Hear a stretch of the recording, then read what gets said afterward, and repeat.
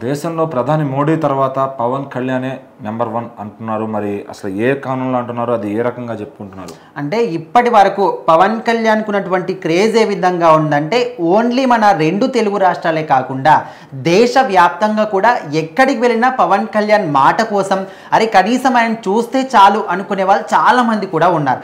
అయితే ఇప్పుడు ఎక్కువగా ఎవరి గురించి మాట్లాడుకుంటున్నారో అండ్ సోషల్ మీడియాలో అంటే గూగుల్లో కూడా ఎక్కువగా ఎవరి గురించి సెర్చ్ చేస్తున్నారో, ఎవరి గురించి చూస్తున్నారంటే ఖచ్చితంగా అందులో మాత్రం పక్కాగా టాప్ నంబర్ 1లో పవన్ కళ్యాణ్ పేరు అయితే ఎక్కడైనా కూడా ఉంటుంది. అయితే సినిమాల వరకు కూడా ఓకే, ఆయనకున్నటువంటి క్రేజ్ కావచ్చు, ఫ్యాన్ ఫాలోయింగ్ కావచ్చు, అంతా కూడా నెక్స్ట్ లెవెల్. ఎంతమంది యంగ్ హీరోలు వచ్చినప్పటికీ కూడా పవన్ కళ్యాణ్కు ఉన్న క్రేజ్ అదే విధంగా ఉంటుంది, ఏ మాత్రం కూడా తగ్గదు. అయితే ఇప్పుడు రాజకీయాల్లోకి అడుగుపెట్టిన తర్వాత ఒక 10 సంవత్సరాల పాటు కూడా కష్టపడి ఇప్పుడు మాత్రం ఒక రాష్ట్రానికి డిప్యూటీ సీఎం హోదాలో ఉన్నాడు. అయినప్పటికీ ఇటు సినిమా రంగం పరంగా ఇటు రాజకీయ రంగం పరంగా ఎక్కడ చూసినా కూడా నంబర్ 1 స్థానంలోనే పవన్ కళ్యాణ్ కనిపిస్తూ ఉన్నాడు. అయితే రీసెంట్గా ఒక లిస్ట్ అయితే బయటకు వచ్చింది. మన ఇండియా వైడ్గా దేశవ్యాప్తంగా ఎక్కువగా ఎవరి గురించి సోషల్ మీడియాలో గూగుల్లో సెర్చ్ చేశారో, ఎవరి గురించి ఎక్కువగా మాట్లాడుకున్నారంటే టాప్ 10లో టాప్ 5లో మాత్రం పవన్ కళ్యాణ్ పేరు ఉంది.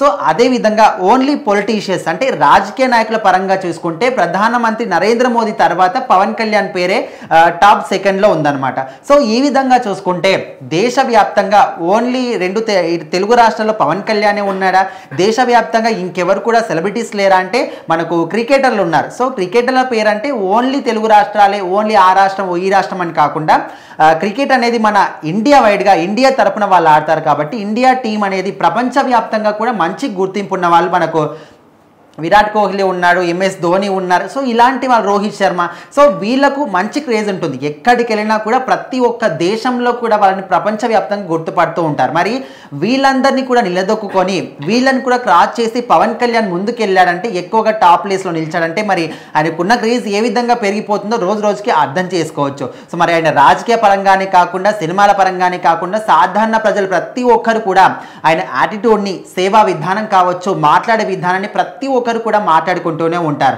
అయితే పొలిటీషియన్స్ ప్రకారం ఎంతో మంది ఉన్నారంటే ఓన్లీ తెలుగు రాష్ట్రాల్లో పవన్ కళ్యాణ్ డిప్యూటీ సీఎంగా ఉన్నాడంటే ఇటు తెలంగాణలో రేవంత్ రెడ్డి కావచ్చు, మళ్ళీ బట్టి విక్రమార్క కావచ్చు, ఇతర రాష్ట్రాలు కావచ్చు, ఇంతమంది పొలిటీషియన్స్ ఉన్నప్పటికీ కూడా ఎవరి గురించి కూడా మాట్లాడుకోకుండా ఓన్లీ పవన్ కళ్యాణ్ గురించే వెతుకుతున్నారు ప్రధానమంత్రి నరేంద్ర మోదీ తర్వాత. అంటే మరి ఆయనకు ఎంత మంచి గుర్తింపు సాధించి పెట్టుకున్నాడో అందరం కూడా అర్థం చేసుకోవచ్చు. సో మరి ఈ విధంగా అయితే ఇటు క్రికెటర్లో ఇంత మంచి స్టార్డమ్ ఉన్న వ్యక్తుల్ని కూడా క్రాస్ చేసి ముందుకెళ్ళాడని పవన్ కళ్యాణ్ ఫ్యాన్స్ అయితే చాలా హ్యాపీగా ఫీల్ అవుతున్నారు.